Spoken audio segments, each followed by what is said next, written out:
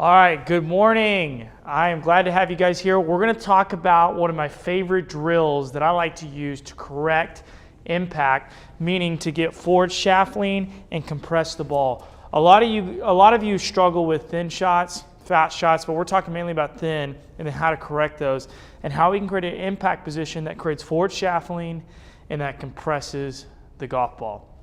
By the way, as we're getting started here, please go ahead and type in your comments in there. So if you have any questions, then as I get towards the end of where I'm, explaining everything, I'd love to answer all your questions.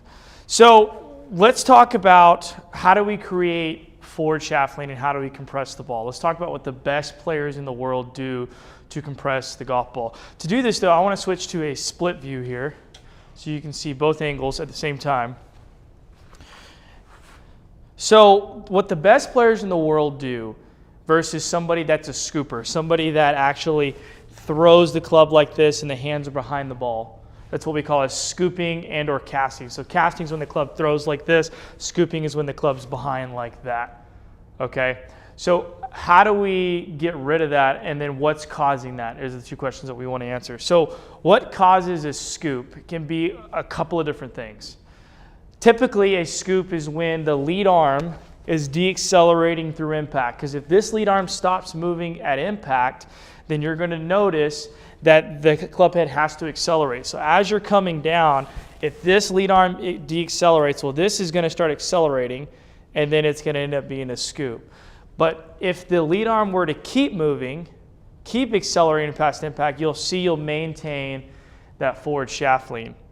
So if we want to maintain forward shaft lean, we have to keep this arm moving. Well, we have to back up and go, okay, what assists getting the lead arm to keep moving? Well, what assists it is the rotation of our hips through impact and the rotation of our chest through impact. So as the hips and the chest keep moving past the point of strike, that allows this lead arm to be able to continue to move. Now, it can do it without it. I've had players do that, have a little bit less rotation of the body and still get the hands forward. Then I have some players that get lots of rotation but still don't get the hands forward. They look like this, lots of hip rotation, but they still with the hands behind. So it's a combination of the chest and the hips rotating along with the lead arm accelerating past impact. That's very important that the lead arm is accelerating past impact. Now, how do they physically compress the ball? That's how we get forward shaft lean. But forward shaft lean alone will not get you to compression of the golf ball. That'll help control the loft. So essentially, forward shaft lean is controlling the loft. So if you struggle hitting the ball really high, then getting the loft down would be very beneficial, right? But to do that, the handle has to lead. It has to be moving past impact to make that happen, all right? So if we want to be able to compress the ball and de-loft the club, we have to have the shaft forward. Now, how do the best players in the world compress the ball? Well, before I talk about that, you have to understand what forward shaft lean does. So forward shaft lean can potentially make you hit it more thin if you don't understand one thing, all right?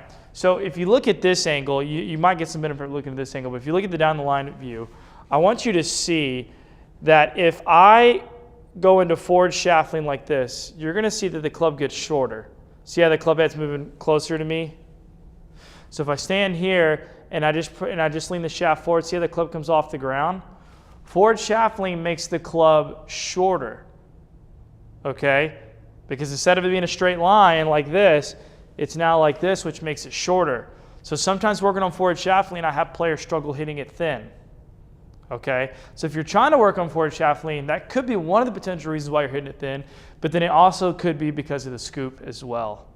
So then how do we correct the problem of when we create forward shaft lean, now that the club's shorter, how do we actually get down and compress the ball? Well, if you look at what the best players in the world do, if you look at the top of their heads at impact, wherever they start at the top, they get a little bit lower, or at address, I'm sorry, but where they go at the top, their head's a little bit lower, but then at impact, their head's even lower. So it's not their head, that's just a reference. What's happening is because they're clearing their hips and because his butt's staying backwards and it's not going this way, right? So because the butt's staying backwards, the more my pelvis works backwards, the more my chest works down. Well, you got to look at it. Where are the arms attached to and where is the club attached to? The club is attached to the arms. Arms are attached to the torso. So if we want to compress down into the ground to be able to make a strike down into the ground, the chest has to get lower. It's not the head. Now, I get it. If the head looks up like this, it can pull the chest up, but really it comes down to keeping that chest down.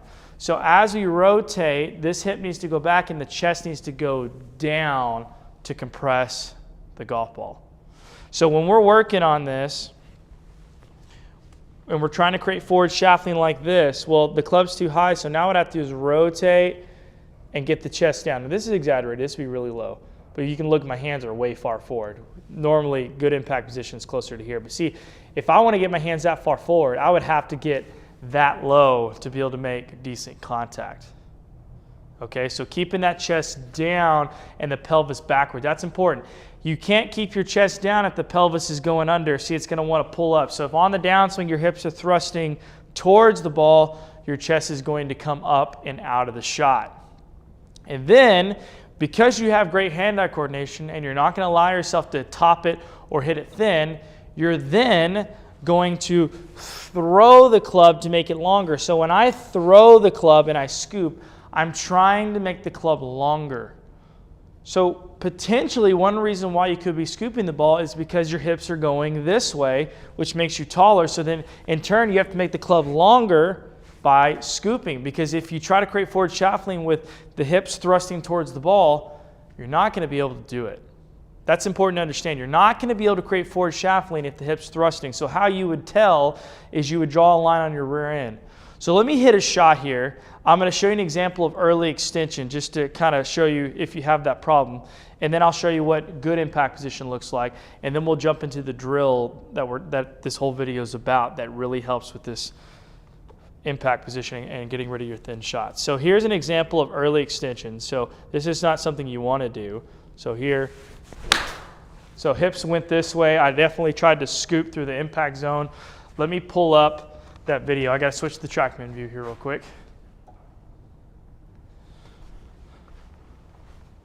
All right, so if I switch to a video, we'll come back to all that in just a second, all that stuff. All right, so let's switch to the down the line view. So if I draw a line on the pelvis, on the back of my rear end here, right there, you're gonna see, I can grab it there. See how, now I didn't come way off the line, but I did come a little bit off that line. And I definitely had a scooping motion. I can see my hands. If you come back to the face on view here, you're gonna be able to see that I definitely threw the hands and see that little scooping motion because I had to make the club longer. And honestly, I still hit it a little bit thin. All right, I still did, right? So that's not what we want to do, right? We don't want to be thrusting towards the ball because I can't get down and compress the ball. I think even, let's see if you watch the top of my head, I think I definitely don't get lower.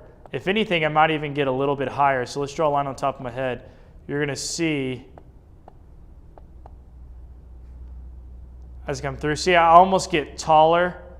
I couldn't help it because my hips were thrusting this way, right? Doesn't work. So now let's jump into what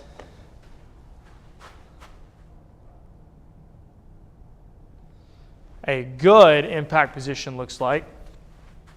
So if I want to really compress the ball, I want to make sure the hands are forward and the pelvis is back like this. So now you should see my head drop as I come down and compress this golf ball. So here we go. I'm just going to make a little half swing here. So here, definitely compress that ball. So now let's take a look at that video.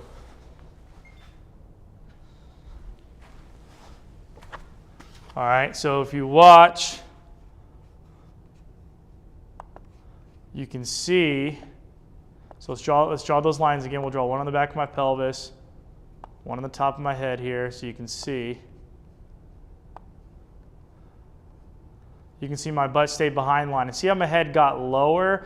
Now it's not the head, it's the pelvis going backwards and the chest getting lower, which then brought my head down. But the head's just a good reference point to see if I actually got down to compress that golf ball. So if you look at the face-on view,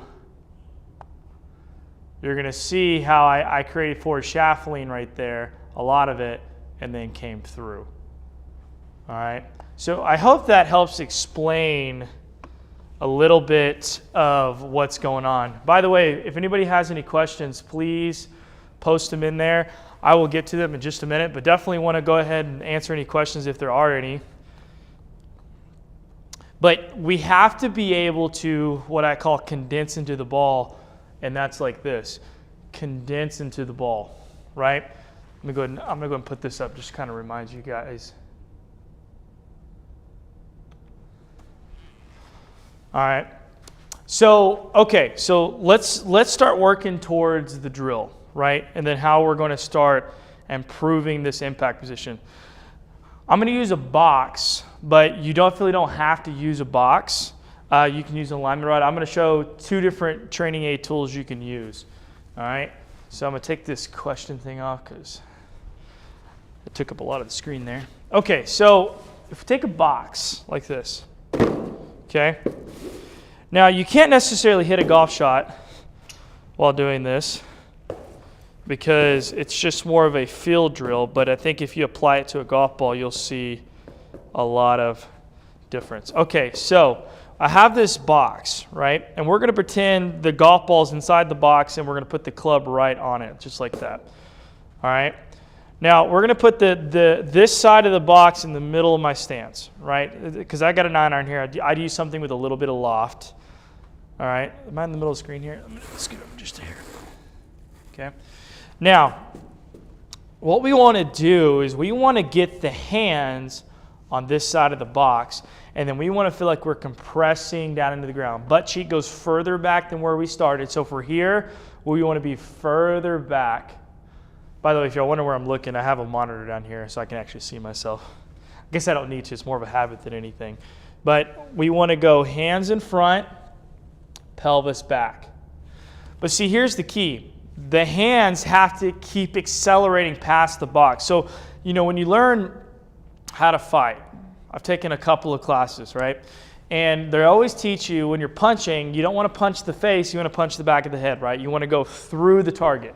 You don't want to stop at the target and make it a pop at the target. You want to put all your mass through the hit into the back of the head, or in this case, through the golf ball to the back of the golf ball. But what we tend to do is we tend to throw all the energy from at and behind the ball. So we're throwing it back here into the ball instead of making it a passive motion, driving it through contact. So what we have to train is the lead arm, the hips, and the chest to turn and pull past the point of impact. So this is a great drill. I call it a mirror drill. So we're going to mirror impact. So this is kind of step 1, just to go, okay, press the hands in front of the box, rotate the hips, rotate the chest. Try to get the chest pointing in front, try to get the hips open. Boom. Okay, there's many variations of this drill, right?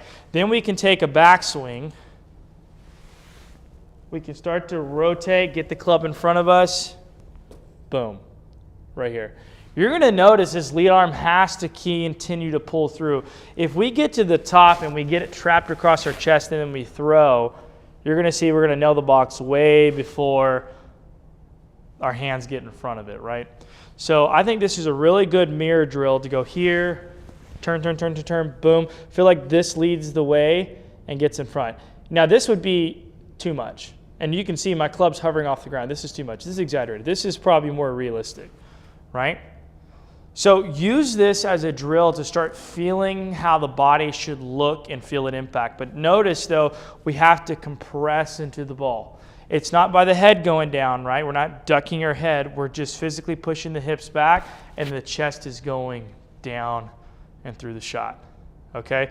So let's talk about the box is a great way to kind of give you the feeling. Oh, let me back up. Almost forgot one part.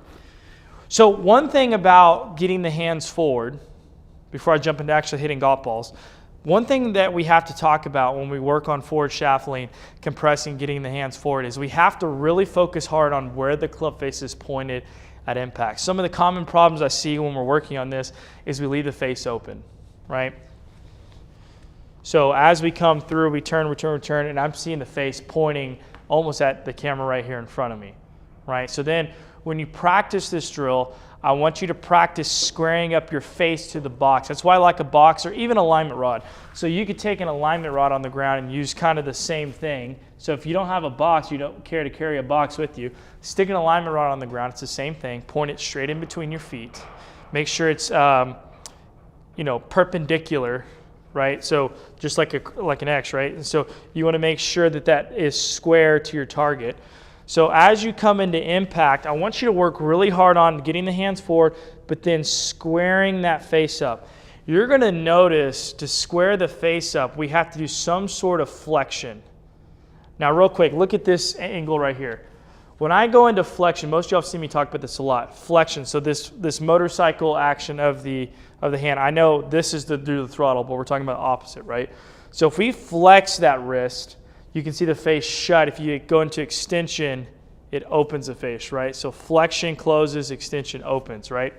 So you are going to have to figure out some way, now that you created forward shaftling, to square that face up. So as you do this drill, okay, even when you press the hands forward, try to keep that face square and notice what your wrist is doing at impact. It's not going to be an extension like this, and it's not going to be rotated out where your logo and your gloves facing in front of you. Because if it does that, you're going to see the faces open. You're going to see the logo pointing down the target line, and in some cases, you might even see it pointing left. But I think it's important to put your brain to connect with what the wrists need to be doing at impact as you're creating these positions. Or you're going to get a little frustrated in the range because you're going to start blocking shots to the right. So as you do this drill, come down, turn your chest, get the hands forward, feel a little bit of flexion of that wrist, and feel like you get that face square to slightly closed. You'll start to feel that face square up. All right? I think that's important when you work on this drill. You can't just work on getting the hands forward, because again, the whole goal of when you're creating a golf swing is to create a golf swing that creates consistent strike and controls the club face, which is honestly one of the more important things. We can mishit it a little bit on the face and lose distance, but as long as the ball goes straight, we typically don't get in big trouble. It's when we lose control of the face and we're missing it, left and right really far, is when we run into more problems, okay? So now that you've done this drill a few times and you've got a good feel for it, now it's time to hit some golf balls. Okay, so let's talk about a couple of different variations. And you could leave this box here, honestly, to kind of just use it as a reference. So you could still pretend, so put the ball at the edge of the box right here and still pretend the box is there, right? I think that's a good way to practice. But now what we want to do is we want to talk about a couple different drills. So drill one is a drill that Matt Wolf did a lot, and that's why you see his little starting move. This is a drill he did a lot growing up, and then I think that he did with Genghis, right? So we're going to press the hands forward ahead of the box. We're going to stop here, but then we're going to take a little backswing, and then we're going to come right back and hit the golf ball, okay? But you're going to make sure this accelerates all the way up here. It doesn't stop at the ball. What we don't want to do is go here and then feel like you're kind of popping the hands and flicking at the ball. We don't want to do that. We want it to be a drive through the ball here, drive all the speed to here, right? So let me hit a shot here, and then we'll look at that on TrackMan. So we're going to get set up normally. We're going to press our hands in front of the box, open the chest, open the hips. We're already lower. We're going to take it back real short, and then we're going to compress that golf ball, just like that. So let's take a look. Let me switch to the TrackMan view again. So let's take a look at that drill. And I'll tell you what, I'll go ahead and pull up both angles here so you can see them. All right, so you can see I'm already forward, right? And I just make a little bit of turn, and then look how I return right back to that position. Hips are open, chest are open, hands are really far forward, and I'm staying down and I'm accelerating past impact. So I'll do that again. Boom. Just trying to return back to that position. It's a great drill to feel that impact position. It's probably the easiest way to feel it is doing it just like this, okay? Again, if anybody has any questions, please comment. I want to definitely help answer any questions you may have. All right, so now let's talk about the next phase of that.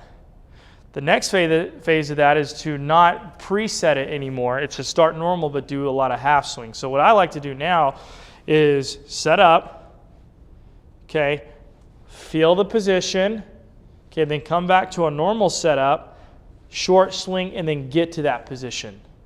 Okay, so instead of starting there, we feel it, come back to normal, and then we get back there, right? So then we're going to go here, feel it, come back to normal, short, boom. And you're going to see the biggest key is that I finish in a straight line here with this arm. I'm not having a lot of flick, right? If you have a big L like this between your lead arm and the club, that means you had a lot of release with the hands. I want to feel like you keep this a straight line as long as possible, okay? All right, let's do that one more time and then we'll take a look at that video. You'll see. So again, let's go ahead and do our mirror, just like this. Come back to normal, short, through. Hit that a little off the heel. That's what that sound was, a little bit off the heel. Okay, does that make sense? You saw I missed it a little right. I think I almost hoselled it, working on that.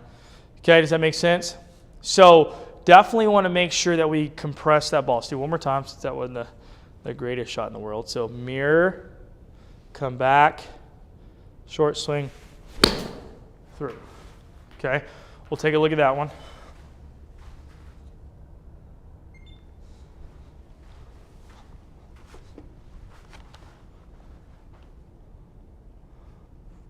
Yeah. So at that point, I've already mirrored. It didn't capture that part, but then I took a short swing. You're going to see my body open. Hands are forward, through, just like that. Okay. Hope that makes sense so far. All right. So work through that progression. Now, I'm going to go ahead and put a warning on this. Where you're going to have the most trouble is in your full swings. You're going to be able to get this down with half swings. So anything below probably chest height, you'll have a pretty good success. Where I see most of my clients lose it is after the arms go further back than halfway, essentially. So anything from here to here, my clients usually do really well after working on this dribble. Where you see the most difficulties when you go to a full swing, when you go past this point here, then all that stuff kind of comes back. So be patient with the process. From the top of the swing to impact, you may have to go a little bit slower and really just grind and use video evidence. I'm really big, guys, with video evidence, because just because you feel something doesn't mean that's correct or that's what's really happening. You need to prove it with some evidence using video to make sure you're actually doing it correctly. So again, you can go through this process, go here, preset that, set up, take a backswing, and then you can try to feel yourself get into that position again. But remember, anytime you're learning a new movement pattern, it's going to be harder to do at full speed. So it's important that you slow things down and you try to feel it. So an example of slowing things down would be swinging at 30% power. Now, what does that look like? Well, I can swing this 9-iron probably around 78 miles an hour. Well, I'm going to try to swing this at 40 miles an hour. That's really slow. Okay, so that looks something like this. So as you're working on this and you're brand new to it, especially if you're a scooper, right, we want to go preset, come back, or mirror, go to the top, come down, through, right? It's really slow. I don't have club at speed up there, but that only carried 25 yards, 20, 25 yards, okay? So I think it's important that you go slow, and so I'm watching myself. I don't have it up there right now, but yeah, I went slow, got in a great impact position. All right. Again, please comment if you have any questions. I guess I'm doing a great job teaching because there's not a lot of questions. That's all right.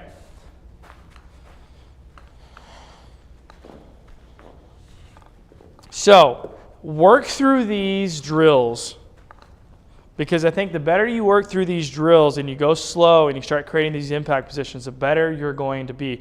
I will say this is especially important with wedges.